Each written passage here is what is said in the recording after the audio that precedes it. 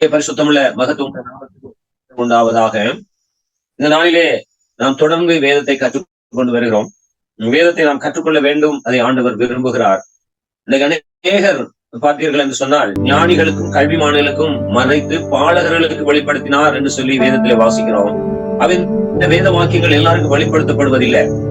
வேதத்தை எல்லாரும் வைத்திருக்கலாம், வேத வசனம் எல்லாருக்கும் தெரிந்திருக்கலாம், ஆனாலும் கூட எல்லாருக்கும் வெளிப்படுத்தப்படுவதில்லை.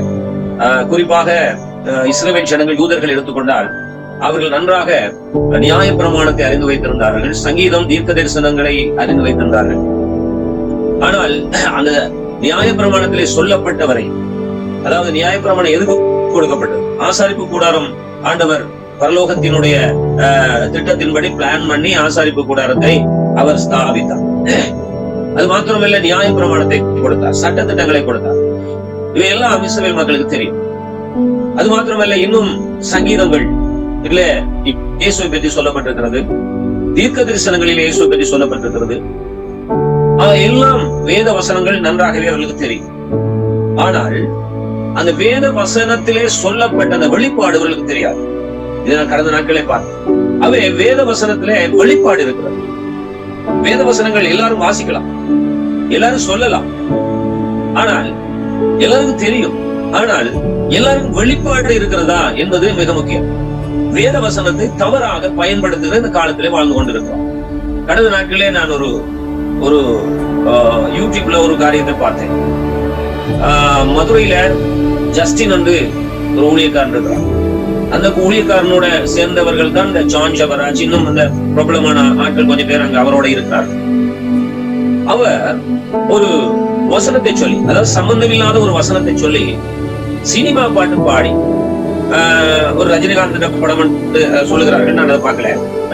அந்த இதுல ஏதோ படையப்பாவோ என்னோட சொல்லி ஒரு படமாகும், சினிமா படமாகும். அந்த படத்தினுடைய அந்த வரிகளை அவர் பாடி சொல்லுகிறார், இது தீர்க்க தரிசன வசனம் என்கிறார். சினிமா பாடலை அவர் தீர்க்க தரிசன வசனம் என்று சொல்லுகிறார். அது சொன்னது மட்டும் இல்ல, இந்த பாடலை நான் பாடுகிறேன் பாருங்க, 6 மாசத்துல எனக்கு பெரிய அர்த்தங்கள் நடக்க போகுது, நான் பெரிய பணக்காரனாக மாறப்போறேன். ஆகவே நீங்களும் இந்த பாடல்களை பாடுவீர்கள் என்று சொன்னால் நீங்களும் பணக்காரனாய் மாறலாம் என்று அவர் தவறாய் போதிக்கிறார். இந்த போதனையை இளம் தலைமுறையினர், இன்றைய தலைமுறையினர் வேதத்தை தெரியாததினாலே அவர்கள் ஏற்றுக்கொள்கிறார்கள். அவருடைய சபையில நிறைய விசுவாசிகள் இருக்கிறார்கள், விசில் அடிக்கிறார்கள், கை தட்டுகிறார்கள். அவர் எப்பொழுதுமே சினிமா பாட்டுதான் பாடி அதை வேதத்துக்குள்ள கொண்டு வந்து விடுவார். அவர் வேத புரட்டல் என்று சொல்றது அப்படின்னா அவருக்கு வேத வசனம் தெரியும், ஆனால் அதுக்குள்ள இருக்கிறது தெரியாது, அதுக்குள்ள இருக்கிற அந்த வசனம் தெரியாது. வேதத்துக்கு இன்னொரு பெயர் கொடுக்கப்பட்டது சீல்டு வேர்டு. இந்த சீல்டு வேர்டுன்னா முத்தரிக்கப்பட்ட வார்த்தை. அவ முத்தரிக்கப்பட்ட வார்த்தை எல்லாருக்கும் விளங்காது பாருங்க. சரி, இப்ப கவனிப்போம். நான் வசனத்தை வாசிப்போம், தயவு செய்து எடுத்தவர்கள் வாசித்து உதவி செய்யுங்கள். Thank you Jesus. வெளிப்படுத்தல் விசேஷம் 5வது அதிகாரத்தை எடுத்துக்கொள்ளுங்கள். வெளிப்படுத்தல் 5ஆம் அதிகாரத்துல இருந்து 1ஆம் வசனம் தொடர்ந்து 5ஆம் வசனம் வரைக்கும் வாசிக்க கேட்போமா? வெளிப்படுத்தல் 5ஆம் அதிகாரம் 1ஆம் வசனம் 5ஆம் வசனம் வரைக்கும். அன்றியும் உள்ளும் புறமும் எழுதப்பட்டு 7 முத்திரைகளால் முத்திரிக்கப்பட்டிருந்த ஒரு புஸ்தகத்தை சிங்காசனத்தின் மேல் வீற்றிருக்கிறவருடைய வலது கரத்திலே கண்டேன். புஸ்தகத்தை திறக்கவும் அதன் முத்திரைகளை உடைக்கவும் பாத்திரவான் யார் என்று மிகுந்த சத்தமிட்டு கூறுகிற பலமுள்ள ஒரு தூதனையும் கண்டேன். வானத்திலாவது பூமியிலாவது பூமியின் கீழாவது ஒருவனும் அந்த புஸ்தகத்தை திறக்கவும் அதை பார்க்கவும் கூடாதிருந்தது.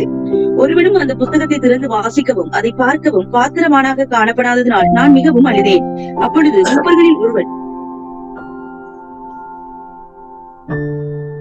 மூப்பர்களில் ஒருவன் என்னை நோக்கி, நீ அழ வேண்டாம், இதோ யூதா கோத்திரத்துக்கு சிங்கமும் தாவீதின் வேறுமானவர் புஸ்தகத்தை திறக்கவும் அதன் 7 முத்திரைகளையும் உடைக்கவும் ஜெயம் கொண்டிருக்கிறார் என்றான். ஆமென். ஆகவே பிரியமான தேவச்சனமே, இந்த வசனத்துல என்ன வாசித்தோம்? புஸ்தகம் சிங்காசனத்தில் இருந்தது. அந்த புஸ்தகம் முத்தரிக்கப்பட்டிருந்தது. The sealed word, சீல் பண்ணப்பட்டிருக்கு. அத முத்தரிக்கப்பட்ட மூடி மறைக்கப்பட்டிருக்கிறது. அப்ப இங்கே யோவான் தன்னுடைய தரிசனத்துல பார்க்கிறார், ஒரு புஸ்தகம் இருந்தது, அது சிங்காசனத்தில் வீட்டிருக்கிறவருடைய கரத்திலே இருந்தது. அந்த புஸ்தகத்தை அது சீல்டு பண்ணப்பட்டிருக்கு, முத்திரிக்கப்பட்டிருக்கு. 3வது வசனம் சொல்கிறது, வானத்திலும் பூமியிலாவது பூமியின் கீழாவது ஒருவனும் புஸ்தகத்தை திறக்கவும் அதை பார்க்க கூடாது இருந்தது. கவனிங்க, யாரும் அந்த புஸ்தகத்தை திறக்க முடியாது, அதுக்குள்ள என்ன இருக்குன்னு பார்க்க முடியாது.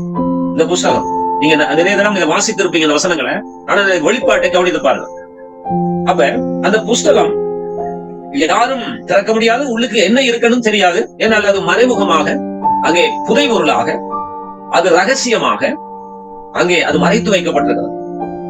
5வது வசனம் சொல்கிறது, அப்பொழுது மூப்பர்களில் ஒருவன் என்னை நோக்கி, நீ அழ வேண்டாம், யூதா கோத்திர சிங்கமும் தாவீதின் வேறுமானவர் புஸ்தகத்தை திறக்கவும் அதன் 7 முத்திரைகளை உடைக்கவும் செய்து கொண்டிருக்கிறார். அப்படி என்றால் இந்த சீல்டு வேர்டு, இந்த சீல்டு புக், அதாவது முத்தரிக்கப்பட்ட, சீல்டு பண்ணப்பட்ட, யாரும் உடைக்க முடியாம திறக்க முடியாம மறைபொருளா இருக்கிற அந்த மறைபொருளை யாருக்கு மட்டும் தெரியும் என்று சொன்னால், இந்த 5வது வசனம் சொல்லுகிறது, யாருக்கு மட்டும் தெரியும் என்றால் இயேசுவுக்கு மட்டும்தான் தெரியும்.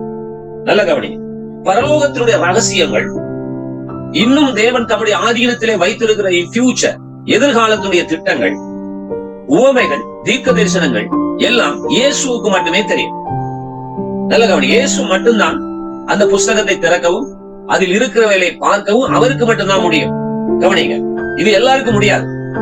நல்லா படிச்சிருக்கலாம், தியாலஜிகள் படிச்சிருக்கலாம், பெரிய பட்டங்கள் பதவிகளை பெற்றிருக்கலாம், பல வருடங்கள் ஊழியங்களிலே இருக்கலாம், வேதத்தை ஆராய்ந்திருக்கலாம், வேத அறிஞர்களாக இருக்கலாம், நன்றாக கற்றிருக்கலாம், வேத வசனங்களை மனநன்மை சொல்லலாம், எல்லாம் செய்யலாம். ஆனால் அந்த சீல்டு வேர்டு, அதாவது முத்தரிக்கப்பட்ட, அது மறைக்கப்பட்ட அந்த புதைபொருள் இயேசுவுக்கு மட்டும்தான் தெரியும் என்பதை ஒரு இன்ட்ரடக்ஷனாக இந்த இப்பொழுது நாம் வாசித்த பகுதியில் நாம் பார்த்துக் கொண்டோம்.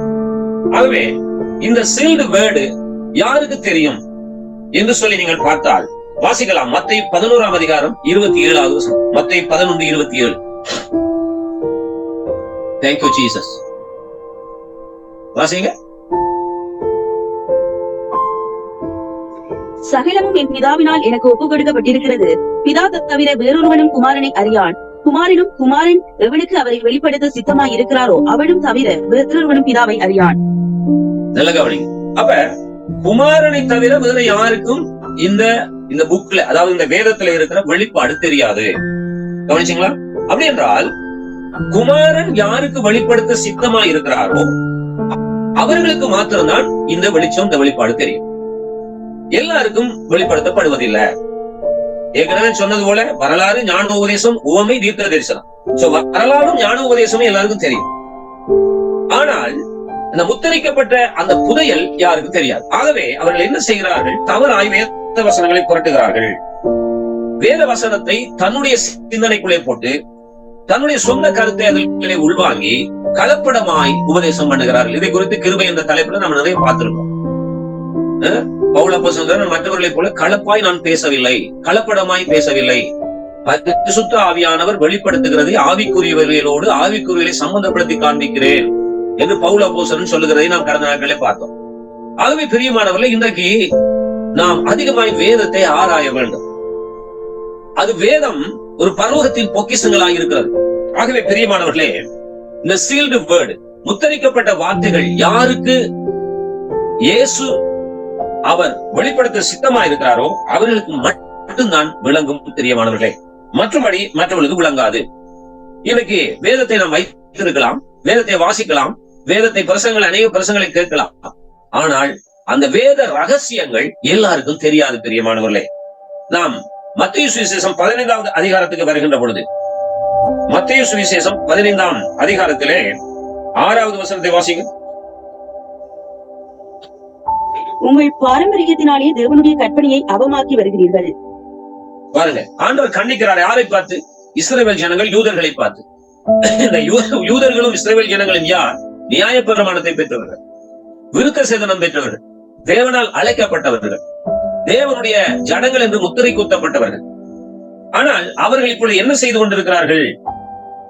பாரம்பரியத்தை மாத்திரம் அவர்கள் கடைபிடிக்கிறார்கள் ஒழிய தேவனுடைய கற்பனையை அவமாக்கி போடுகிறார்கள், தேவனுடைய வசனத்தை அவமாக்கி போடுகிறார்கள். 7வது வசனம், மாயக்காரை உங்களை குறித்து. 8வது வசனம், இந்த ஜனங்கள் தங்கள் வாயினால் என்னிடத்தில் சேர்ந்து தங்கள் உதடுகளினால் என்னை கனம் பண்ணுகிறார்கள், அவர்கள் இருதயமோ எனக்கு தூரமாய் விலகி இருக்கிறது.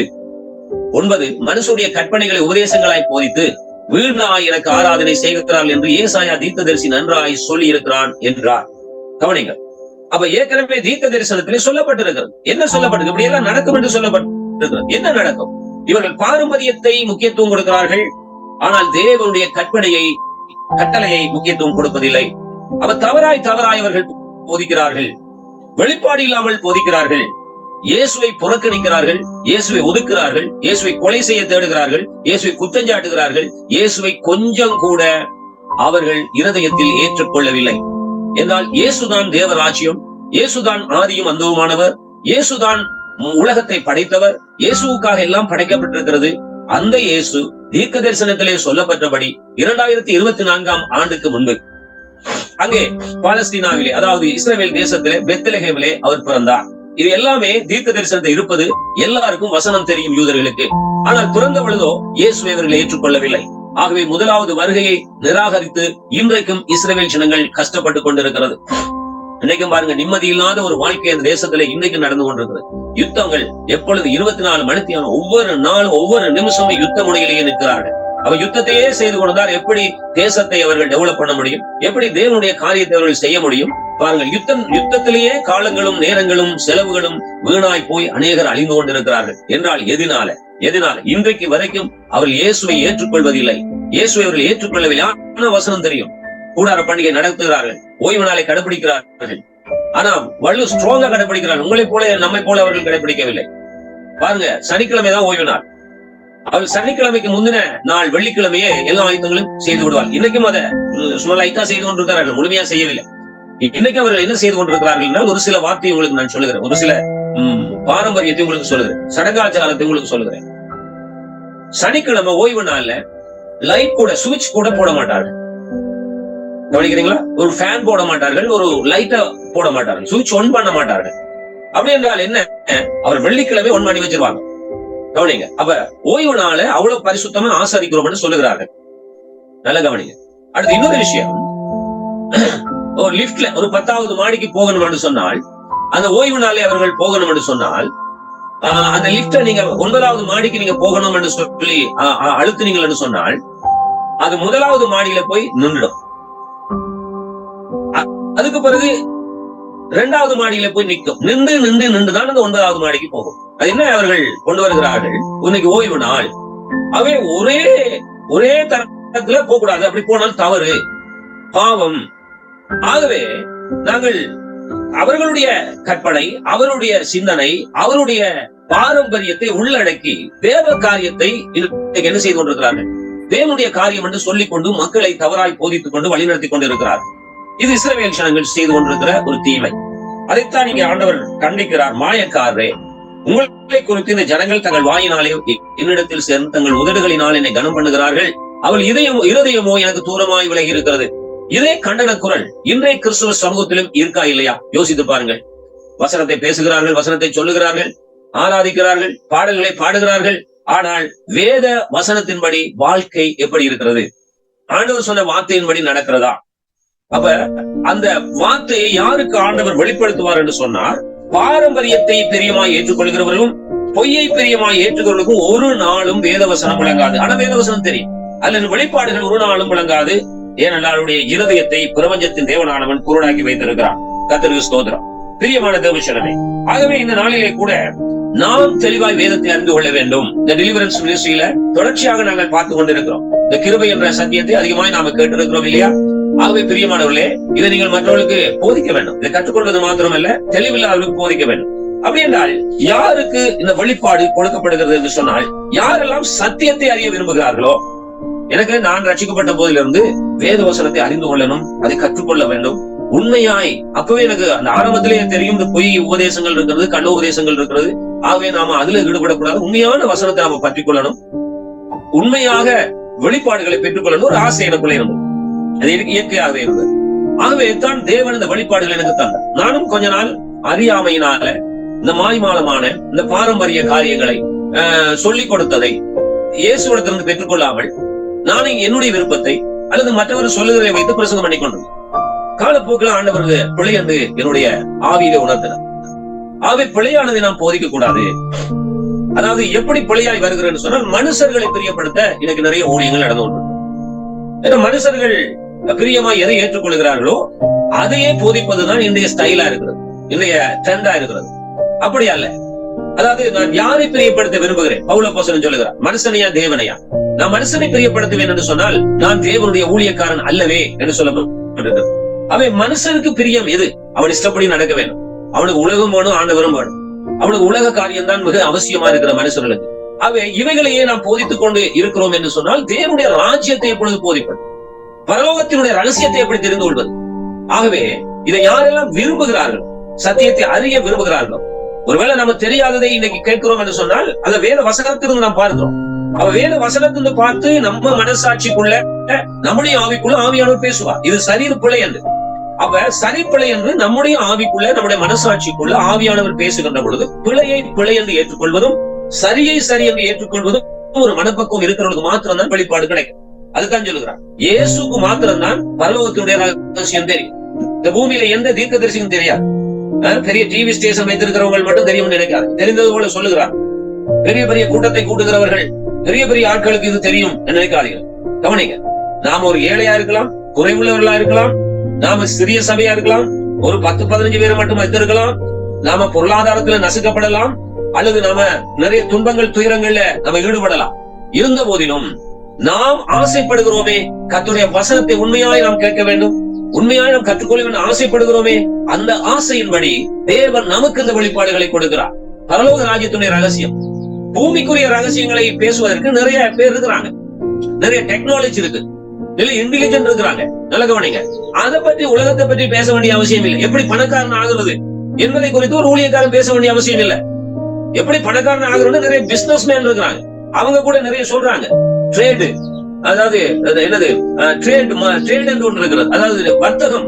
அந்த வர்த்தகத்துல எப்படி ஒரு காசு பெருக்கலாம், எப்படி பிசினஸ் பெருக்கலாம், நிறைய கோர்சஸ், நிறைய பயிற்சிகளை கொடுக்கிறாங்க. அதுக்கு பைபிள்ல இருந்து சொல்ல வேண்டிய அவசியம் இல்லை. பைபிள்ல இருந்து எதுக்கு என்ன சொல்ல வேண்டி இருக்கிறது?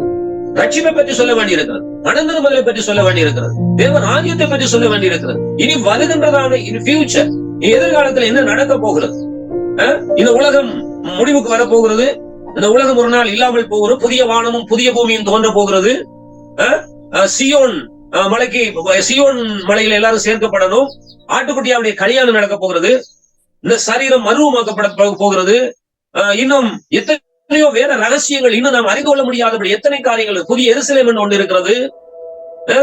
அவை இந்த ரகசியங்கள், ஆவிக்குரிய இஸ்ரவேலர், தெரிந்து கொள்ளப்பட்ட இஸ்ரவேலர் யார் என்பது ரகசியங்கள் இருக்கிறது. அவை எத்தனையோ வேத ரகசியங்கள் இருக்கத்தக்கதாய் இந்த உலகத்தையே காட்டி ட்ரேட், அதாவது இந்த வர்த்தகத்தை மட்டும் பேசிக் கொண்டிருக்கிற இந்த கிறிஸ்தவ மாவியாக்கள் என்று சொல்லலாம், அவர்களை பின்பற்றி சோரம் போகிறவர்களை பார்த்துதான் ஆண்டவர் வேதனைப்பட்டுக் கொண்டிருக்கிறார், கஷ்டப்பட்டுக் கொண்டிருக்கிறார். இவர்கள் காட்டுவதெல்லாம் அற்புதம் மாத்திரமே, இவர்கள் காட்டுவதெல்லாம் என்னது, அதாவது உலகத்தை மாத்திரமே. பிரியமானவர்களே, இதுல இருந்து நாம் தெளிவு பெற வேண்டும். ஆகவே கிருபையின் சத்தியத்தை நாம் கேட்டோம். இப்பொழுது இந்த நாளிலிருந்து நாம் தொடங்கி கொண்டிருக்கிறோம். விழிப்பும் தெளிவும் தலைப்பை கவனிச்சு கொள்ளுங்க. விழிப்பும் தெளிவும் பிரியமானவர்களே. ஆகவே விழிப்பும் தெளிவுக்கு கீழே தொடர்ந்து நாம் அநேக காரியங்களை கற்றுக்கொள்ள போகிறோம். ஒரு வசனத்தை வாசிக்கலாம். நன்றி ஆவியானவரே. Thank you Jesus. Thank you Jesus. Hallelujah. மத்தேயு சுவிசேஷம் 23வது அதிகாரம். மத்தேயு சுவிசேஷம் 23வது அதிகாரத்தில் 37வது வசனத்தை வாசிப்போம். 37வது வசனம். எருசலேமே எருசலேமே, தீர்க்கதரிசிகளை கொலை செய்து உன்னிடத்தில் அனுப்பப்பட்டவர்களை கல்லறிகிறவனே, கோழி தன் குஞ்சுகளை தன் சிறகுகளின் கீழே கூட்டி சேர்த்துக் கொள்ளும் வண்ணமாக நான் எத்தனை தரமோ உன் பிள்ளைகளை கூட்டி சேர்த்துக் கொள்ள மனதாயிருந்தேன், உங்களுக்கோ மனதில்லாமற் போயிற்று. பாருங்கள், எவ்வளவு கவலையோடு அவர் சிலுவைக்கு போவதற்கு முன்பு எருசலேமை பார்த்து, இஸ்ரவேல் மக்களை பார்த்து சொல்லுகிறார். என்ன சொல்ல, உங்களை கூட்டி சேர்க்க எவ்வளவு நான் பிரயாசப்படுகிறேன், எவ்வளவு வெளிப்படுத்தப்பட்ட வார்த்தைகள், பரலோகத்தின் ரகசியங்களை பேசுறேன், ஆனா உங்களுக்கு அது கேட்க மனமே இல்லையே. உங்களுக்கு எல்லாம் கற்பனை, அதாவது மனுஷனுடைய பாரம்பரியத்தின்படி ஆராதனை செய்யணும், உங்களுடைய இச்சையின்படி ஆராதனை செய்யணும், இதைத்தான் நீங்க விரும்பி விரும்பி விரும்பி செய்யறீங்க. ஆனா நானும் பரலோகத்திலிருந்து இறங்கி வந்தேன், பிதாவுடைய குரலை கேட்கிறேன், பிதாவை எனக்கு மட்டும்தான் தெரியும். ஆகவே உங்களுக்கு சத்தியத்தை சொல்லுகிறேன், ஆகவே உங்களுக்கு நான் வெளிப்பாட்டை கொடுக்கிறேன், பரலோக ராஜ்யத்துடைய ரகசியங்களை வெளிப்படுத்துகிறேன், ஆனா உங்களுக்கு கேட்க மனதில்லை. எவ்வளவு கவலையோடு சொல்லுகிறார் பாருங்க. அது எப்படி ஒப்பிட்டு சொல்லுகிறார். எருசலேமே எருசலேமே, தீர்க்கதரிசிகளை கொலை செய்து உன்னிடத்தில் அனுப்பப்பட்டவர்களை கல்லறிகிறவளே, கோழி தன் குஞ்சுகளை தன் சிறுகளின் கீழ் கூட்டி சேர்த்துக் கொள்ளும் வண்ணமாக நான் எத்தனை தரமோ உன் பிள்ளைகளை கூட்டி சேர்த்துக் கொள்ள மனதா இருந்தேன், உங்களுக்கோ மனதில்லாமல் போயிற்று. ஆகவே தான் தேவ ராஜ்யம், அந்த தேவ ஜனங்கள் என்று அழைக்கப்பட்ட அந்த ஜனங்கள் பிடுங்கப்பட்டு புறஜாதியாகிய நமக்கு இன்றைக்கு தேவ ராஜ்யத்தை பற்றி கேட்கிற அந்த கிருபையை தேவன் நமக்கு தந்திருக்கிறார். பிரியமானவர்களே, ஆகவே தொடர்ச்சியாக நாம் இந்த வெளிப்பாடுகளை பார்க்க போகிறோம். சத்தியத்தை சத்தியமாய் கற்றுக்கொள்ள போகிறோம். ஆகவே இயேசு வெளிப்படுத்தாவிட்டால் யாருக்கும் வெளிப்பாடு கிடைக்காது.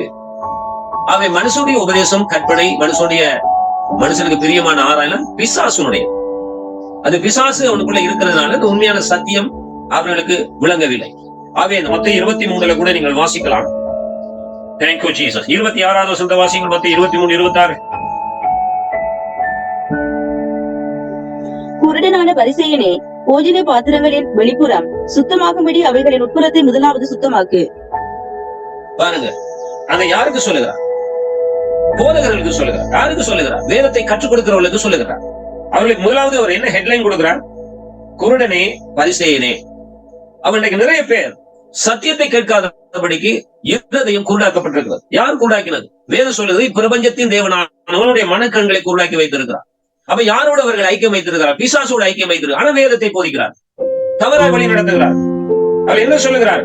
போஜன பாத்திரங்களில் வெளிப்புறம் சுத்தமாகும்படி அவையில் உட்புறத்தை முதலாவது சுத்தமாகும். உன் இருதயம் சுத்தமா இருக்கு. வெளியில நல்லா உட்புறம் போட்டுட்டு வாரீங்க, வெளியில நல்லா பிசப் உடுப்பு போடுறீங்க, ரெவரண்ட் உடுப்பு போடுறீங்க, ரெவரண்ட் கலர் வைக்கிறீங்க, இன்னும் பெருசா கோட்டு சூட்டெல்லாம் அடிச்சுட்டு வாரீங்க, டையெல்லாம் அடிச்சுட்டு வாரீங்க, எல்லாம் நல்லா தான் இருக்கு, பார்க்க நல்லா தான் இருக்கு. மேடையில மைக்க பிடிக்கும் போது நல்லா ஹீரோ மாதிரி நல்லா இருக்கு, உங்களுடைய ஸ்டைல் எல்லாம் நல்லா தான் இருக்கு. ஓகே, அது பிரச்சனை இல்லை. ஆனா உள்ளுக்கு எப்படி இருக்கு? உள்ளுக்கு வேதவசனம் இருக்கிறதா? உள்ளுக்கு வேதவசனம் இருக்கிறதா? வேத தெளிவு, அதாவது மக்களை சரியா வழி நடத்துகிறீர்களா என்று கேட்கப்படுகிறது. கர்த்தருக்கு ஸ்தோத்திரம். ஆகவே பிரியமான ஊழியக்காரிகளே, கொஞ்சம் கொஞ்சமா குறைஞ்சி வந்துட்டோம்.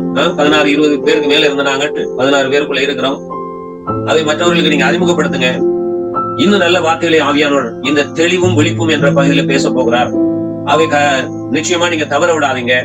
கர்த்தருக்கு ஸ்தோத்திரம். எனக்காக ஷோ பண்ணுங்க. மற்றது எப்படி எல்லாரும் சுகமா இருக்கிறீங்களா? Praise the Lord. ஹல்லேலூயா. கடந்த நாட்களில் கொடுக்கப்பட்ட வேத வசனங்கள் உங்களுக்கு யூஸ்ஃபுல்லா இருந்ததா? Praise the Lord. ஆகவே அடுத்த முறைகள்ல வேத வசனத்தை எப்படி தப்பா இன்னைக்கு வியாக்கியானம் பண்ணுறாங்க, ஆனா வேத வசனம் சொல்லுகிற அர்த்தம் என்ன என்பதை குறித்து நான் ஒரு பெரிய கட்டிக்காரன், எல்லாம் தெரிந்தவன் இல்ல. தேவ ஆவியானவர் கொடுக்கின்ற வெளிப்பாட்டிலே நாம் கற்றுக்கொள்ள போகிறோம். கர்த்தருக்கு ஸ்தோத்திரம்.